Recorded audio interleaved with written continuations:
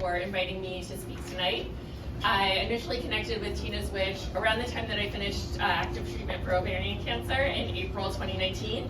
I wound up having this very long phone conversation with Caroline, and she invited me to an event that they had coming up, and I went. It was my first Tina's Wish event. I was just like about a month out of active treatment, and I have been in touch with Tina's Wish and involved and attending their events ever since, and I'm so happy to be here tonight and to be speaking with you all. So in October of 2018, I was diagnosed with stage 3 ovarian cancer after 1 week of noticeable symptoms. 1 week of symptoms, and I had stage 3 ovarian cancer. And this is not unique to me. As Ross mentioned, about 80% of women with ovarian cancer are diagnosed in the advanced stages. And this is for a couple of reasons. First of all, the ovarian cancer tends to be asymptomatic in the earlier stages, and the symptoms are often referred to as vague and non-specific. And what that means is that it's very either common things or things that can easily be attributed to something a lot less serious. So I'll give you some examples of common ovarian cancer symptoms that I personally experienced. So one of these symptoms is bloating. What woman hasn't experienced bloating? That one is just like easy to write off. Another symptom is fatigue. I have been tired my entire adult life, and this did not raise any red flags to me. I really hate this, but ovarian cancer is called the silent killer, and I don't like to use that term, but that is what it is called. It's called the silent killer, and it's called the disease that whispers. And this is why we need an early detection test. And this is why the work that Tina's Wish is doing is so critical.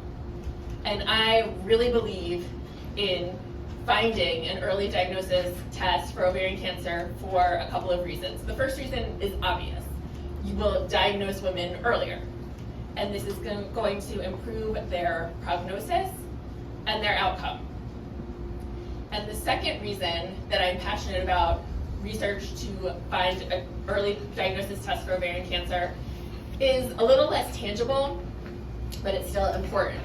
And that is having an early diagnosis test will raise awareness on a disease that desperately needs more awareness. And we all know about breast cancer and cervical cancer.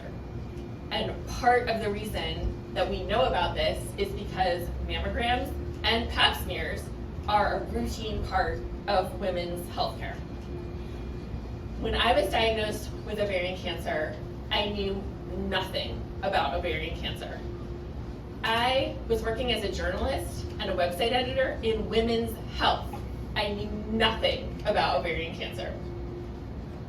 No doctors ever talked to me about it. No one ever mentioned it. No one ever told me the symptoms. In fact, 4.5 months before I was diagnosed with stage 3 ovarian cancer, I had my annual GYN checkup. It was fine.